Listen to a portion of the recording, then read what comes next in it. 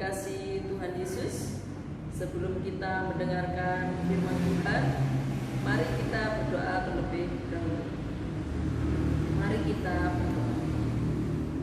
Tuhan Allah Bapa yang ada di surga, Allah yang maha baik, Allah yang maha kuasa, pada saat ini kami anak-anak-Mu akan membaca dan mendengarkan firman Tuhan.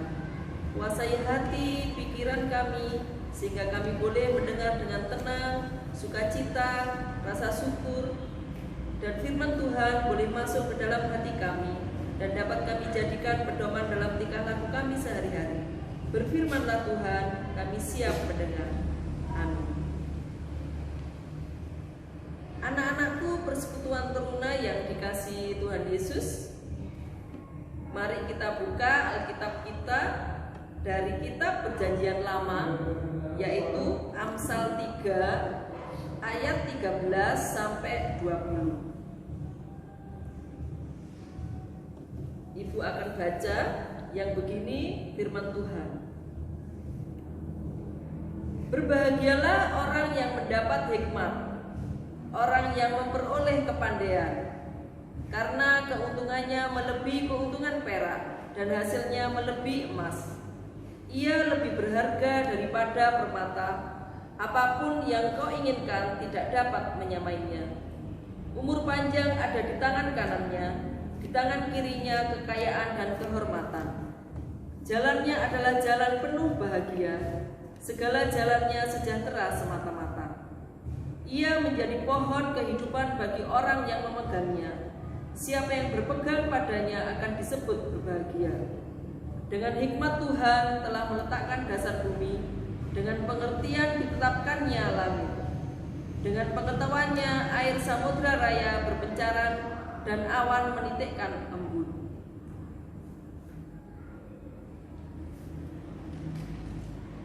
Demikianlah firman Tuhan. Berbahagialah yang mendengar firman Tuhan dan yang melakukannya. Anak-anakku, tema pelajaran pada hari ini adalah pentingnya hikmat bagi masa depan. Anak-anakku yang dikasihi Tuhan, setelah kita membaca firman Tuhan tadi, apa yang diinginkan Tuhan dalam kita menjalani kehidupan ini? Tuhan ingin kita mempunyai hikmat. Apa hikmat itu, anak-anak? Dalam Kamus Bahasa Indonesia, hikmat adalah kebijakan atau kearifan atau kebijaksanaan. Dalam Kamus Tuhan, hikmat adalah hidup takut akan Tuhan. Ini yang sangat-sangat diinginkan Tuhan. Mengapa Tuhan Allah Bapa kita menginginkan kita anak-anaknya untuk mempunyai hikmat? Dalam Amsal 3 tadi yang kita baca, karena Tuhan ingin anak-anak yang dikasihinya menjadi anak-anak yang beruntung, anak-anak yang bahagia, anak-anak yang selalu punya damai sejahtera. Karena hikmat lebih berharga daripada emas dan permata. Dan hikmat itu tidak bisa tercipta sendiri, tapi hikmat itu bisa diperoleh dari didikan dan pengajaran firman Allah. Dari mana firman Allah itu bisa kita dapat, anak-anak? Dari anak-anak datang beribadah. Seperti pada saat ini anak-anak mendengar firman Tuhan. Jadi anak-anak jangan pernah lewatkan atau bosan dalam mendengar firman Tuhan. Jangan lewatkan ibadah-ibadah yang ada. Ketika kita datang beribadah, kita boleh menjadi fresh atau segar kembali, karena hati, pikiran, dan mulut kita memuji dan menyembah Tuhan dengan sukacita. Dan firman Allah juga bisa kita peroleh dari kita rajin membaca Alkitab.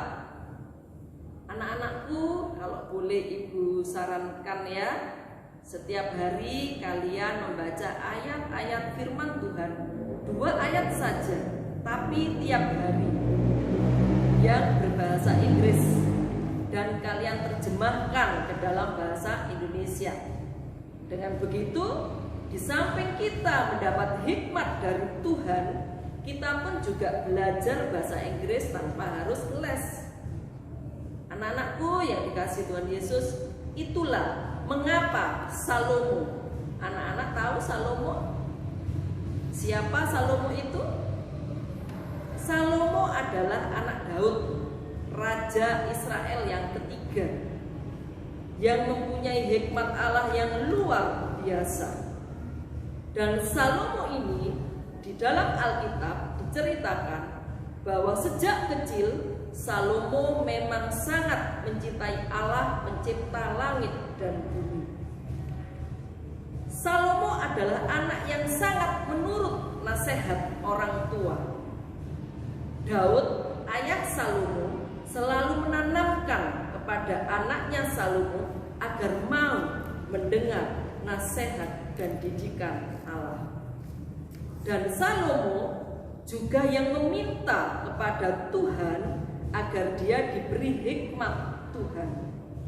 Jadi Salomo tidak minta kekayaan, tapi yang diminta oleh Salomo adalah hikmat Tuhan. Dengan hikmat Tuhan ini, Salomo menjadi raja yang sangat berhikmat. Dan karena berhikmat inilah, maka Salomo mendapatkan kekayaan yang berlimpah dan juga kehormatan. Salomo memiliki masa depan yang indah karena mau mendengar didikan Tuhan dan mau menghormati orang tuanya. Anak-anakku teruna yang dikasihi Tuhan Yesus, ketika kita mempunyai hikmat Allah, maka kebahagiaan akan mengikuti kita. Anak-anak, ada pepatah dunia yang mengatakan bahwa kebahagiaan itu sangat mahal harganya, tidak bisa dibeli oleh uang atau emas atau permata sekalipun. Jadi benar firman Tuhan bahwa bahagia dan damai sejahtera hanya bisa dibeli dengan hidup takut akan Allah, atau berhikmat, atau mau mendengar didikan Tuhan. Anak-anakku, kadang ada orang tua yang mau memukul anaknya yang nakal sekali, yang tidak mau mendengar didikan. Itu bukan berarti orang tua itu benci kepada anaknya, tapi justru mengasihi anaknya. Mengapa? Karena orang tua tidak mau sampai anaknya gagal di masa depan, sampai anaknya terjerumus ke hal-hal yang tidak diinginkan.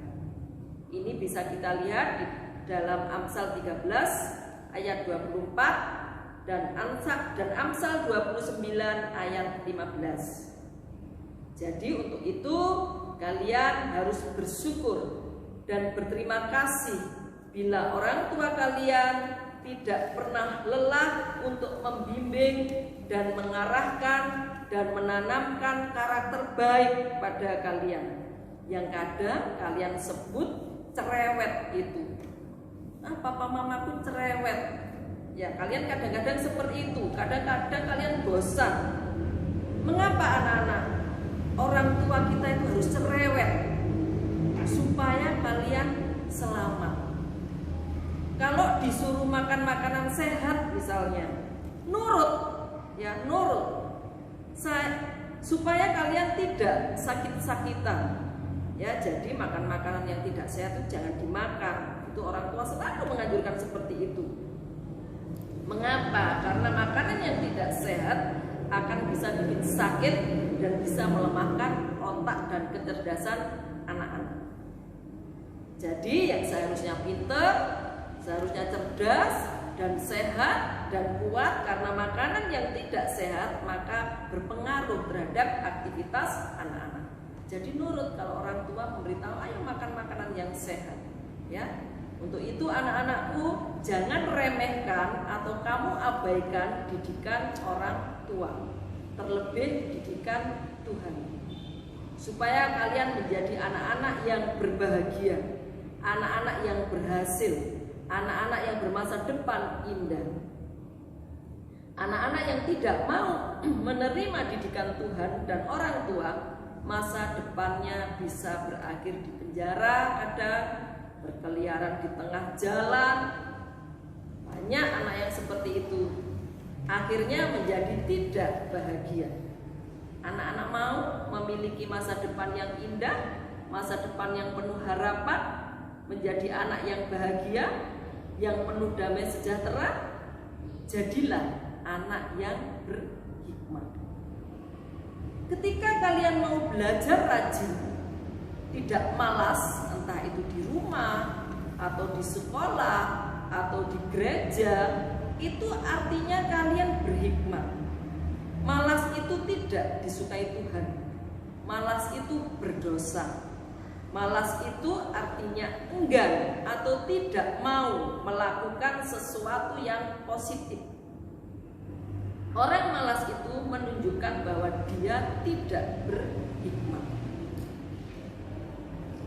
Anak-anakku, ketika kalian mampu rendah hati, tidak mudah tersinggung, tidak mudah marah, tidak mudah sakit hati, tidak mudah kecewa, tidak pernah membenci, mau mengampuni, tidak membalas kejahatan dengan kejahatan juga, itu artinya kalian berhikmat. Ketika kalian mau menjadi berkat buat orang lain, bertutur kata dan bertingkah laku sopan, ramah, baik, tidak merugikan orang lain, mau menghargai orang lain, tidak angkuh dan sombong, itu artinya kalian berhikmat. Anak-anak, Bu Puspa bercerita kesaksian sedikit ya tentang anak Tuhan yang melakukan hikmat Tuhan. Anak-anak ini seusia dengan kalian. Ketika awal masuk SMP, anak ini membeli makanan di kantin sekolah. Ibu kantin ini mengembalikan uang kembalian ini lebih. Kalian tahu apa yang dilakukan anak ini? Anak ini anak percaya Tuhan. Satu-satunya anak percaya Tuhan di kelas 1 SMP itu. Dia mengembalikan kelebihan uang itu. Kembalian dari uang tadi dikembalikan lagi kepada ibu kantin. Kalian tahu anak-anakku? Ibu ini kagum dan berkata, terima kasih ya kejujurannya. Sejak saat itu nama anak ini ada di hati ibu kantin ini. Dan banyak guru yang mengenal anak ini. Mungkin cerita dari pemilik kantin ini. Kalian tahu dampak hikmat kejujuran yang telah dilakukannya? Setiap ada makanan yang tidak habis dijual, anak ini suka brokoli goreng rupanya. Pemilik kantin ini akan menunggu anak ini dan diberikan gratis. Dan anak ini juga dikenal oleh guru-gurunya dan dipercaya. Anak ini menjadi disenangi, dipercaya, dan dihormati karena melakukan hikmat kejujuran. Jadi anak-anakku, apapun yang terjadi, teruslah setia, dengar-dengaran firman Tuhan, dengar-dengaran nasihat orang tua, supaya hikmat kalian terus bertambah, bertambah, dan bertambah. Dan masa depan yang indah, bahagia, damai sejahtera sudah menanti kalian. Dan kalian akan disebut menjadi anak-anak Tuhan yang bahagia, damai sejahtera. Amin. Tuhan memberkati persekutuan renungan. Setelah mendengarkan firman Tuhan, mari kita sambut dengan pujian dari Kidung Jemaat 427.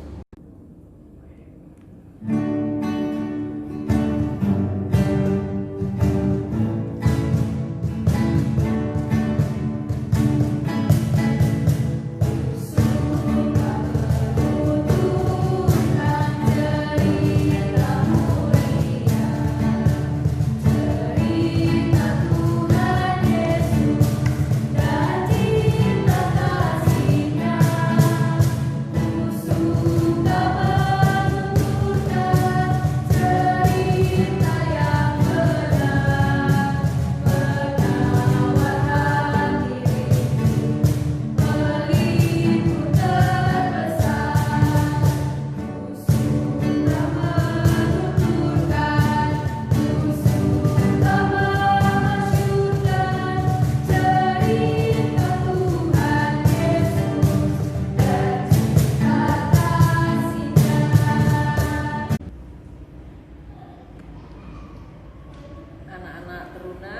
dikasih Tuhan, mari kita tutup firman Tuhan dengan doa. Mari kita berdoa. Terima kasih Tuhan Yesus, kami sudah membaca dan mendengar firman Tuhan. Tuhan, berilah kami hikmat yang berasal dari Tuhan, supaya kami memiliki hati, pikiran, dan perbuatan yang takut akan Tuhan, supaya kami disebut anak-anak terang yang bahagia, sukacita, dan supaya nama Tuhan dipuji. Kami juga berdoa untuk orang tua kami yang tidak pernah lelah untuk membimbing dan mendidik kami. Berikan kekuatan, kesehatan, hikmat, hidup takut akan Tuhan, sehingga didikan yang benar dan contoh yang benar yang boleh kami terima dari orang tua kami. Berkati setiap usaha yang orang tua kami kerjakan, sehingga boleh mencukupi kebutuhan kami anak-anaknya. Tuhan, kami juga bersatu hati berdoa untuk bangsa dan negara kami tercinta Indonesia. Jauhkan dari orang-orang jahat Tuhan, taruhlah orang-orang yang takut akan Tuhan, orang-orang yang berhikmat untuk memimpin negeri kami, kota kami, daerah kami, sehingga negeri kami boleh bebas dari segala kutuk dan menjadi negeri yang makmur, adil, aman, sentosa, dan melimpah dengan berkat Tuhan, sehingga kebodohan dan kemiskinan tidak ada lagi di negeri kami. Terima kasih Tuhan Yesus, doa yang kurang sempurna ini hanya kami alaskan di dalam nama Tuhan Yesus Kristus, Juru Selamat kami yang hidup, yang sudah mengajar kami berdoa. Bapa kami yang ada di surga, dikuduskanlah namamu, datanglah kerajaanmu, jadilah kehendak-Mu di bumi seperti di surga. Berikanlah kami pada hari ini makanan kami yang secukupnya, dan ampunilah akan kesalahan kami seperti kami juga mengampuni orang yang bersalah kepada kami. Dan janganlah membawa kami ke dalam pencobaan, tetapi lepaskanlah kami daripada yang jahat.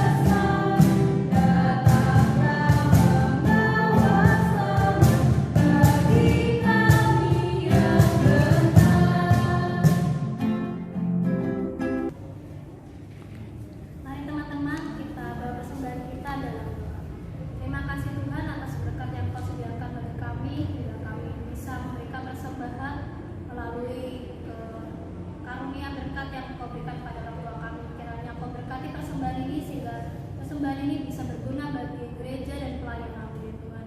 Terima kasih Tuhan Yesus, hanya di dalam nama Tuhan Yesus kami sudah berdoa dan kami syukur. Haleluya. Amin.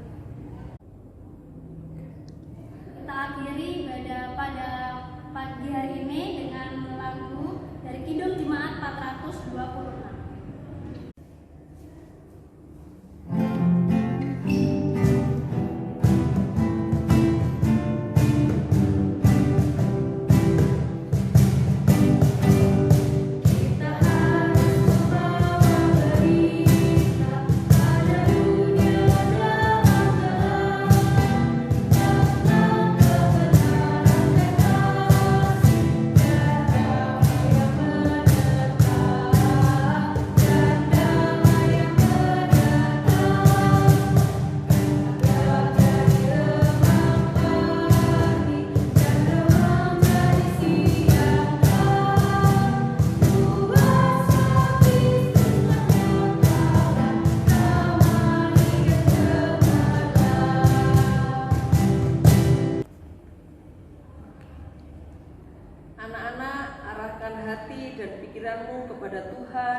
dan terimalah berkat Allah.